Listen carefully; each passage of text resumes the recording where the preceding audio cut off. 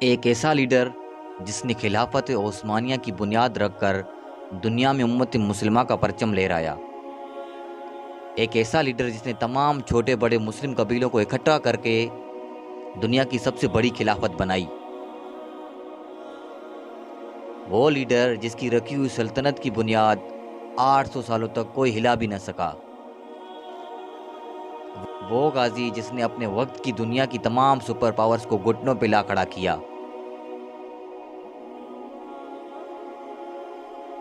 آج ہم جانیں گے اس عظیم انسان کی موت کی کہانی۔ دوستوں، ایک ایسی بیماری جو عظیم ترک سلطانوں کی موت کا باعث بنی، جو عثمان غازی سے شروع ہو کر محمد دوئم تک کے موت کے سبب بنی۔ وہ کون سی بیماری تھی؟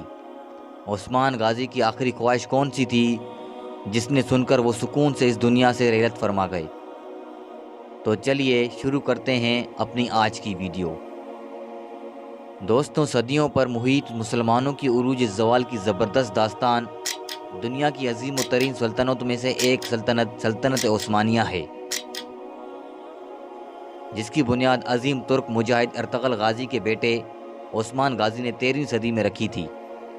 دوستوں، یہ وہ زمانہ تھا جب روم کے مشرقی حصے میں موجود بازنطینی سلطنت اپنی آخری سانسیں لے رہی تھی، اور مغربی ایشیا میں موجود اناٹولیا کا خطہ متحد چھوٹی چھوٹی ریاستوں میں بٹا ہوا تھا، جبکہ عثمان غازی انہی میں سے ایک چھوٹی سی ریاست سعود کے ایک ترک سردار تھے، جو 13 فروری سن 1258 کو پیدا ہوئے اور ارطغرل کے سب سے چھوٹے بیٹے تھے۔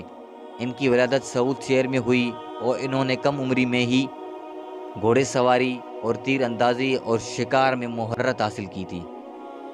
وہی عثمان غازی دین اسلام کی بنیادی باتوں کو سیکھنے کا شوق رکھتے تھے، جس کی وجہ سے وہ جلدی مصطفیٰ صوفیہ کے قریب ہو کر کافی حد تک استفادہ حاصل کرنے لگے۔ ان میں سرائے فہرست ان کے استاد شیخ عبدالی تھے، جن سے عثمان غازی بہت زیادہ متاثر تھے۔ شیخ عبدالی کو عثمان غازی کی زندگی پر گہرا اثر تھا، جو ان سے عین رشتہ داری جوڑنے کا سبب بنا۔ تاریخ میں عثمان غازی کی 2 بیویوں کا ذکر کیا گیا ہے۔ عثمان غازی نے پہلی شادی شیخ عبدالی کی بیٹی بالا خاتون سے کی۔ اس سے ان کا ایک ہی بیٹا ہوا جن کا نام علاء الدین پاشا تھا، جبکہ عثمان غازی نے دوسری شادی عمر عبدالعزیز کی بیٹی مال خاتون سے کی، اور ان سے ان کے 5 بیٹے اور ایک بیٹی تھی۔ ان کے بیٹوں میں اوران غازی نہایت شہرت کے حامل تھے، اور انہوں نے اپنے والد کے تمام خواب پورے کرتے ہوئے اس وقت کے دنیا کے سب سے بڑے شہر، جو کہ عیسائیوں کے زیر اثر تھا، اسے اپنے والد عثمان غازی کی عین وفات سے پہلے فتح کیا، اور عثمان غازی کی خواہش کے مطابق انہیں برسا میں دفن کیا گیا، جس پر دوستوں ہم پہلے ہی ویڈیو بنا چکے ہیں، جسے آپ اوپر آئی بٹن پر کلک کر کے دیکھ سکتے ہیں، اور اس کا لنک ڈسکرپشن میں بھی موجود ہے۔ پڑھتے ہیں اپنی آج کی ویڈیو کی طرف۔ دوستوں، مزید عثمان غازی نے 1881 میں اپنے والد ارطغرل کے زیر سایہ میں رہ کر کافی جنگوں میں شرکت کی۔ پھر اپنے والد ارطغرل غازی کے وفات کے بعد اپنے باپ کے جانشین بنے، اور اپنے باپ کی قبیلے، جسے کائی قبیلے کا نام دیا گیا تھا، اسے قبیلے کے معاملات سنبھالنے کا فیصلہ کیا۔ اس وقت غازی کی عمر لگ بھگ 24 سال تھی۔ عثمان غازی کے چچا، جن کا نام دلدار تھا، ان کی موجودگی کے سبب عثمان امن پسند طریقے سے سرداری حاصل نہ کر سکے، کیونکہ ان کے چچا خود سردار بن کر قبیلے کے معاملات سنبھالنا چاہتے تھے۔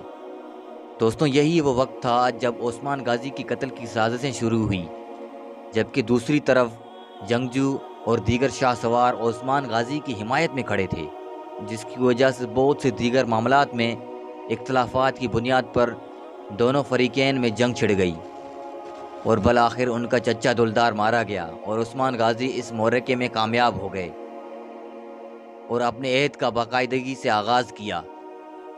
عثمان غازی کے ہاتھ اقتدار آتے ہی اس نے بازنطینی سلطنتوں کے سرحدی علاقوں کو فتح کرنا شروع کر دیا۔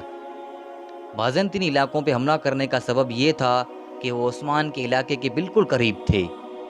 شروع میں عثمان غازی کی کارروائیاں مدافعانہ تھیں۔ دوستوں، عثمان غازی کی پہلی بڑی کامیابی قراردہ عیسائی قلعے کو فتح کرنا تھا۔ عثمان غازی کئی شہروں کے انتظامی معاملات میں مصروف تھے، حکومت کے مختلف شعبے قائم کیے، عوام کی فلاح و بہبود کے لیے دن رات ایک کر دیے، اور وہ ترک سردار جو عثمان کی بڑھتی ہوئی طاقت سے خائف تھے، انہوں نے عثمان کے زیر تحویل علاقوں پر حملہ کرنا شروع کر دیا۔ اس کے بعد عثمان غازی نے تمام سروں کی غلط فہمی دور کر دی، سب کو شکست دے کر دکھا دیا۔ سن 1300 میں برسا کا جو ایک شہر تھا اسے فتح کر کے اسے اپنا دارالحکومت بنایا۔ 1301 میں عثمان غازی نے بازنطینی سلطنت کی بڑی فوج کو قرارداد ایثار کے مقام پر عبرتناک شکست دی۔ 6 سال کے اندر اندر عثمان بازنطینی قلعے کو فتح کرتا ہوا بحر اسود تک پہنچ گیا۔ جب برسا اور نکومیڈیا کے ارد گرد تمام علاقوں کو فتح کر لیا تو باقی ارد گرد کے بچے تمام علاقوں کو عثمان غازی کے بیٹے اوران غازی نے فتح کیا۔ ان حالات کو دیکھتے ہوئے بازنطینی شہنشاہ نے تتاریوں کو اکسایا کہ وہ عثمان پر حملہ کریں۔ تتاریوں نے عثمان کو مفتوح علاقوں پر حملہ کیا۔ اس پر عثمان نے اپنے بیٹے اورہان کو تتاریوں کا مقابلہ کرنے بھیجا۔ اوران نے تتاریوں کو سخت شکست دی۔ یوں ہی عثمان غازی کے تمام بازنطینی دشمنوں کی امیدوں پر پانی پھر گئی۔ عثمان غازی نے فتح کیے علاقوں کو اپنے لشکر کی قیادت پر تقسیم کیا تاکہ نئے فتح کیے علاقوں پر اسلامی تسلط قائم ہو اور رومیوں کو وہاں گھسنے سے روکا جا سکے۔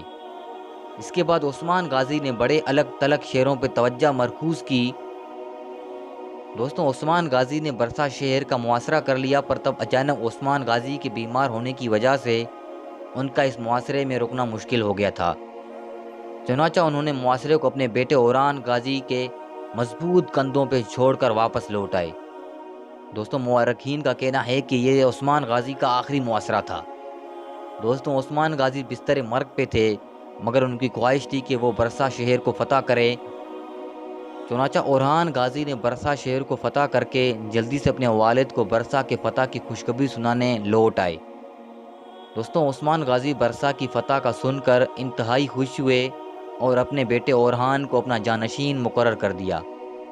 دوستوں، مورخین کے مطابق عثمان غازی کے پاؤں میں ایک شدید درد رہتا تھا جسے گاؤڈ کی بیماری بھی کہا جاتا ہے۔ گاؤڈ جوڑوں کے درد کی ایک ایسی قسم ہے، اس کی علامت ہے متاثرہ جوڑوں کے درد اور سوجن شامل ہیں۔ اس بیماری سے سب سے زیادہ پاؤں کے انگوٹھے کا جوڑ متاثر ہوتا ہے۔ دوستوں، مورخین کے مطابق گاؤڈ بیماری سلطنت عثمانیہ غازی کے خاندان کی جینیٹک بیماری تھی جو نسل در نسل چلی آ رہی تھی۔ اس بیماری نے 70 سال کے ضعیف عثمان غازی کو شدید تکلیف میں مبتلا کیا، اور وہ دن آیا جب امت مسلمان نے ایک عظیم سلطان کھو دیا۔ 21 رمضان 726 ہجری بمطابق 21 اگست 1326 عیسوی کو 70 سال کی عمر میں عثمان غازی اس جہاں فانی سے کوچ کر گئے۔ دوستو، امید کرتے ہیں کہ آج کی ویڈیو آپ کو پسند آئی ہوگی۔ مزید ایسی ویڈیوز دیکھنے کے لیے ہمارے چینل کو سبسکرائب کیجیے۔ ملتے ہیں اسی کسی اور ویڈیو کے ساتھ، تب تک اپنا خیال رکھیے گا۔ اللہ حافظ۔